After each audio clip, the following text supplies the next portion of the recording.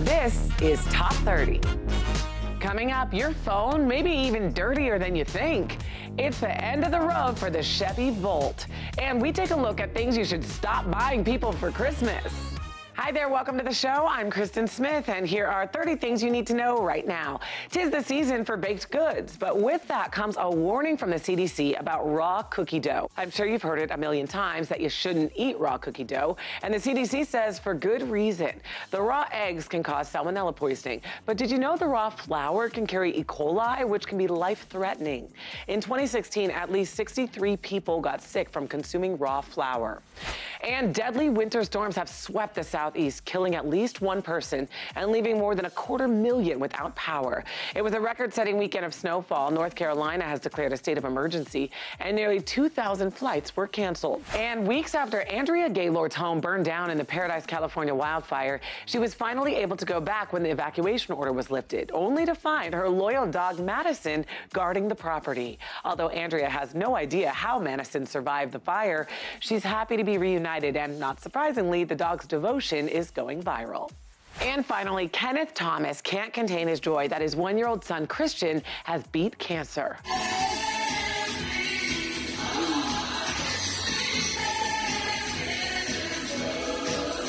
Kristin was born with Down syndrome and diagnosed with leukemia when he was just 1. Kenneth became known as the dancing dad because he would dance for his son in his hospital room to keep his spirit up, and it obviously worked.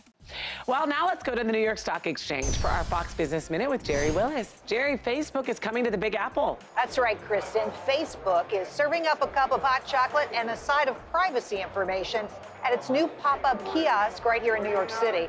The social network will set up its stand in Bryant Park, where it will field questions about its data sharing practices and teach users about its new privacy controls. The Bryant Park pop-up is the first ever event of its kind in the U.S. and follows a string of privacy scandals that have haunted the company this year. Amazon is looking to bring Amazon Go, its cashierless, checkout-free store, to an airport near you. The company hopes to win the business of hungry, time-crunched travelers with its quick and easy format. Customers can scan their smartphones at a turnstile on the way in, cameras identify what they take, and Amazon automatically bills the credit card on file. Amazon has opened 7 Amazon Go stores this year. And General Motors is scrapping one of its veteran electric vehicles, the Chevy Volt. Why get rid of this model now? The Volt was a big money loser for GM because of its high price and low consumer demand. This, along with the closing of GM factories, will mean the Volt will be phased out by mid-2019. Okay, good to know. Thanks, Jerry. Time now for the New York Minute with Rosanna Scotto from Fox 5 New York. Rosanna, a family is back together after a scary incident in Brooklyn. It was really scary. I don't know about you, Kristin, but I definitely have memories of my parents leaving me in the car with my brothers and sister while they ran into a store. I do too. You cannot do that anymore. And this family from Canarsie found out the hard way. They ran into a store. They left their 3 children, 8, 2, and 1 years old in the car. And just moments later, somebody got into the car, a man got into the car with the kids. Now, the oldest child, 8 years old, realized their dad left the cell phone and tried to call the father on the phone. But the guy who stole the car, he snatched the phone away from the kids. I guess maybe he thought better of it a few blocks away. He ditched the kids, he ditched the car, but the kids weren't found for like 3 hours later. They were safe and sound. They brought them to the hospital just in case. But the bottom line is never leave your children unattended with the car running while you run into a store. It's not worth it. Even when I put the cart away at the store, I get nervous. So that's a great lesson. All right, on a lighter note, forget Fido or Spot even. New Yorkers are getting creative when it comes to dog names. You know, my dog's name is Lulu. Yeah. I feel like it's so boring now. What am I going to do? So apparently they see this new trend in dog names because of an app. It's called Rover. And Rover is like a dog walking, pet sitting app. And so they checked out the names that were trending here in New York. So apparently, people are starting to name their dogs after rappers. And some of them are really good. I mean, like Puffy, Biggie. They were up 22% this year. Cardi also made its debut. Max and Bella are still very popular names. However, the trend is to name it after your borough, like Brooklyn, very cool, or after a rapper. So obviously, these dogs have 99 problems, but a name ain't one of them, Kristin. And that's it in a New York Minute. All right, always a good time. Thanks, Rosanna. Now let's talk about free cheesecake. It might sound like a sweet deal, right? But what should have been delicious turned into a disaster. To celebrate its 40th anniversary, Cheesecake Factory announced a promotion. 40,000 slices of cheesecake given away for free, as long as they were ordered through the delivery app DoorDash. That's where things went terribly wrong. All the slices were ordered within 2 hours. Due to the huge response, the chain expanded to 60,000 free slices. Cheesecake factories across the country were mobbed with DoorDash drivers attempting to pick up their orders. Photos of long lines were tweeted and Instagrammed. The location in Clarendon, Virginia got especially rowdy. Police were dispatched to control crowds. They ended up arresting one person for disorderly conduct. The chaos resulted in long waits for customers who weren't happy. One tweeted that her driver was in line for 2 hours. Another person said their driver waited almost 3 hours. Despite the commotion, some people just wanted free dessert and said their slice was worth the wait. Let's go to Danielle Knox now from Fox 35 Orlando. She has what you need to know today. So Danielle, I hear our phones are actually pretty gross. Well, Kristin, it's no secret our phones are constantly in our hands. Mine is in my hands right now, but it's no secret they're actually pretty dirty too. But a new study finds it might be way worse than you think. According to researchers, you'd be better off carrying around a toilet seat than this guy. Yep, a toilet seat. The study out of the University of Aberdeen found 7 times more bacteria on a phone. The researchers say if you want to minimize the germs, wipe the phones regularly and dump the leather case in favor of a plastic one. They say the leather cases tested actually 17 times more bacteria filled than a toilet seat. I'm going to put my phone down now. Hanger, it is real. We tend to get moody when our bellies are empty, and it turns out we may take it out on those we love. According to a study published in the Proceedings of the National Academy of Sciences, self-control suffers when blood sugar levels drop. But there is hope. Researchers say if we are more conscious of the times we're likely to snap, we should bite our tongue and bite on a snack instead before a full-fledged fight breaks out. And an unusual story out of the Netherlands. Listen to this. A Dutch court says a 69-year-old man cannot change his age. He asked the court to shave 20 years off his life. He claims his age is causing him to deal with age discrimination, and he's struggling to find work and to find love. A Dutch court denied his request, stating that he failed to prove that he was a victim of discrimination, but the man plans to appeal. And that's what you need to know. But Kristin, maybe he's just not a great catch. I'm not quite sure. What do you think? You know, I say embrace your age. Don't fight it. Thanks, Danielle. Tom Cruise would like you to change your TV settings. That's why one of the biggest movie stars in the world recently filmed a public service announcement, along with director Christopher McQuarrie. The two worked together on Mission Impossible Fallout, which is out now on Blu-ray. The PSA says that to watch that movie and others like it on home TVs, users should turn off motion smoothing. It's a setting that smooths out blurs in whatever you're watching by creating visual information that's not there. It's very popular for sports, but in Hollywood, not so much. The unfortunate side effect is that it makes most movies look like they were shot on high-speed video rather than film.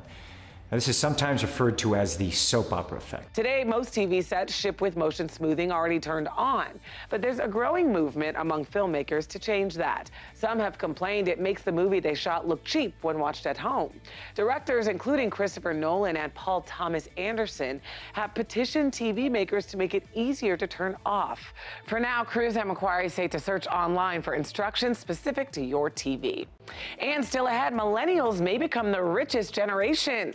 And we break down a couple common sleep myths. Don't go anywhere. Top 30. We'll be right back after these messages from our sponsors.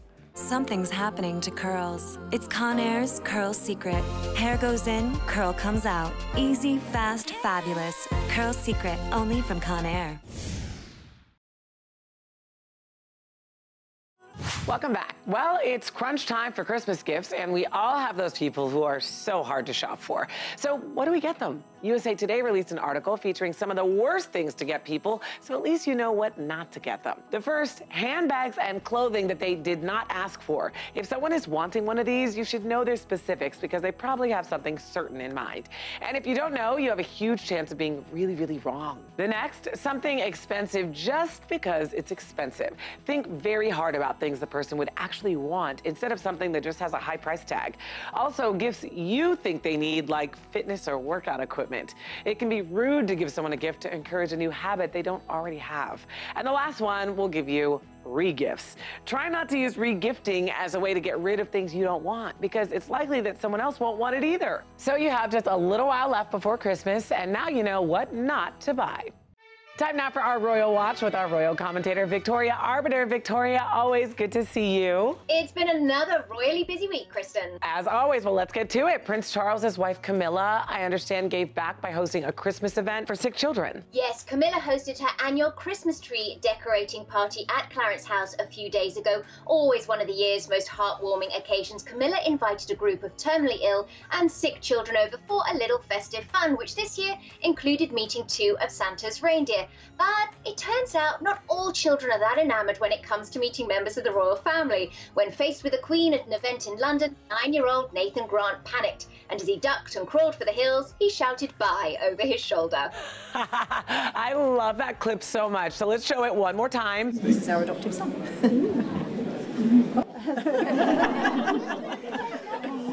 That's his version of the bow. It's just too cute, Victoria.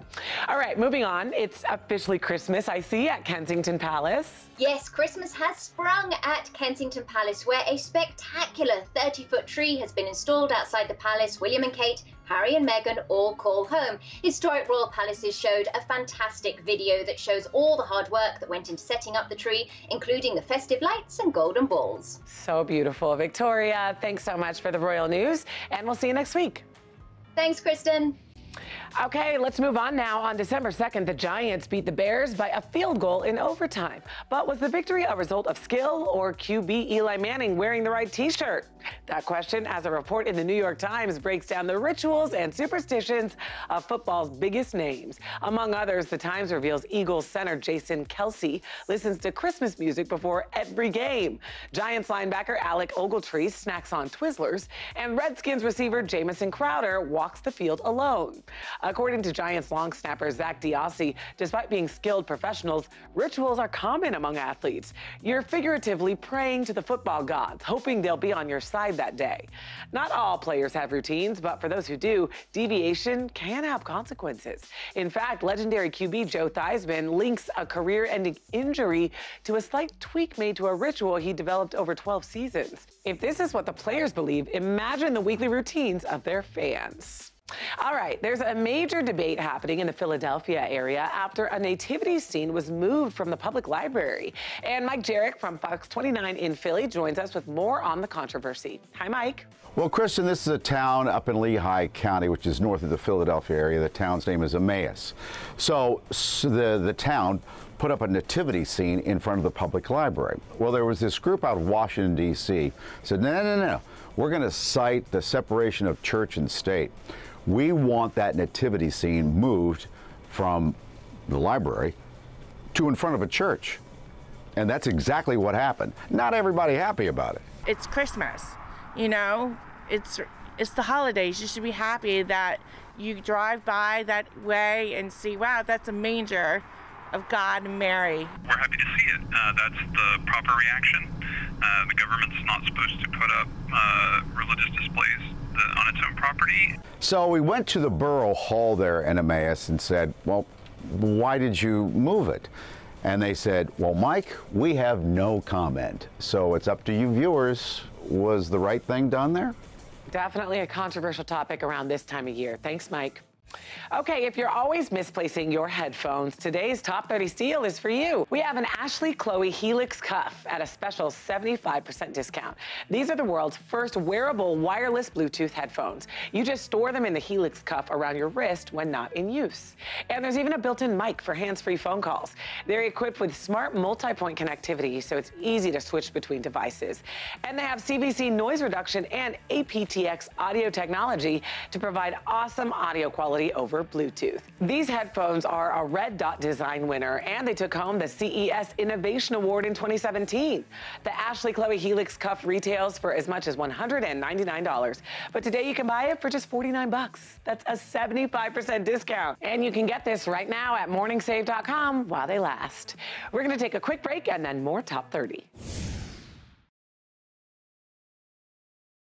Welcome back. Last week, the country said goodbye to our 41st president. And as we continue to mourn the loss of George H.W. Bush, Coco Dominguez from Fox 26 Houston takes us inside an exhibit at the National Museum of Funeral History to explain the planning behind laying the late president to rest. Hi, Coco. Hey, Kristin, what a historic goodbye it was for Bush 41, a goodbye that took more than 3 years to plan. In some cases, a presidential funeral can take up to 5 years of preparations. Many of the items used to bury our nation's past presidents can be found here inside the National Museum of Funeral History, like the bier that held the body of the late President Bush during his funeral, and the hearse that carried President Gerald Ford and Ronald Reagan. The museum says they hope to get some memorabilia to honor the late President Bush as well. Maybe a piece of the funeral train he used. A train had not been used to carry a president's body in more than 50 years. Back to you, Kristin. And he will greatly be missed. Thanks, Coco. Well, to all the millennials out there watching, you may be in luck because you may be on track to become the richest generation. The generation born between 1981 and 1996 has long since publicly complained about not making as much as past generations or keeping with the wealth of generations past.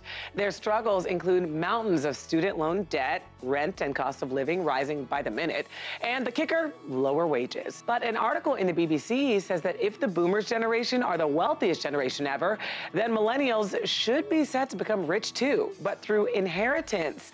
I know, yikes. When the group of boomers passes and leaves their assets to young family members, they're expected to leave about $4 trillion of wealth onto millennials.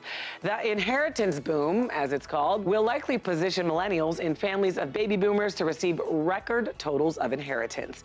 But it's not that simple. This model only applied to people who have so much that they don't spend it. Moritz Schulerich, an economics professor at the University of Bonn in Germany, says normal people save for old age. Then they use their savings as income after they've stopped working. But then there's nothing left. Only a minority of baby boomer families will pass on a large amount of wealth. So millennials, maybe, but maybe not. So keep working hard, it'll pay off.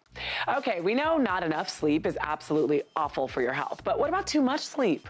An article in CNN reports that the recommended amount of sleep for adults is 6 to 8 hours, but sleeping more than that amount has now been associated with a higher risk of death and cardiovascular diseases. That's according to a study in the European Heart Journal.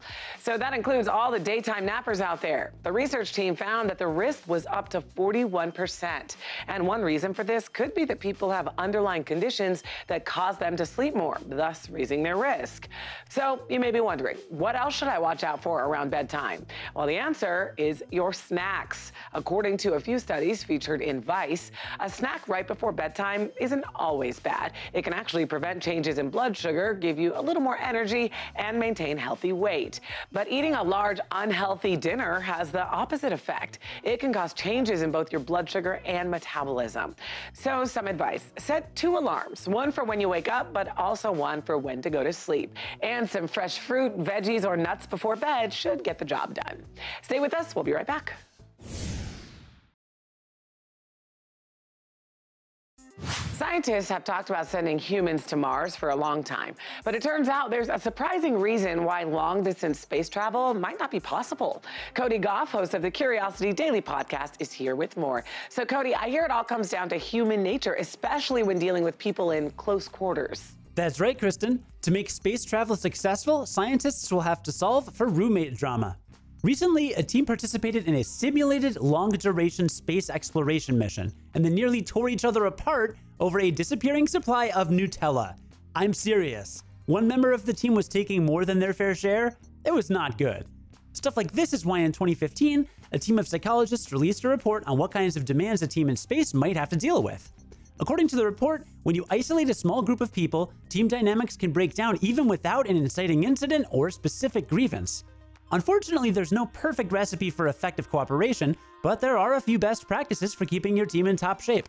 Researchers have found that a 15-minute debrief can make a huge difference, but participants have to be actively engaged and understand that the goal is to improve the process, not to judge or punish anyone. If you can get a team that's all in for that sort of overview, you're well on your way towards a Mars mission you can be proud of, even if you run out of Nutella. Kristin? All right, thanks, Cody. By the way, you can check out more on Curiosity.com. And that's it for today's show. Thanks for watching. Here's what's coming up on the next Top 30. A shortage of a vaccine used to treat shingles is challenging doctors and patients. Plus, a new smartphone scam is trying to steal your fingerprints. And there's a new way to figure out the right amount of ornaments and lights for the perfect Christmas tree. You can also listen to today's biggest stories on the Top 30 podcast. It's all coming up on the next Top 30.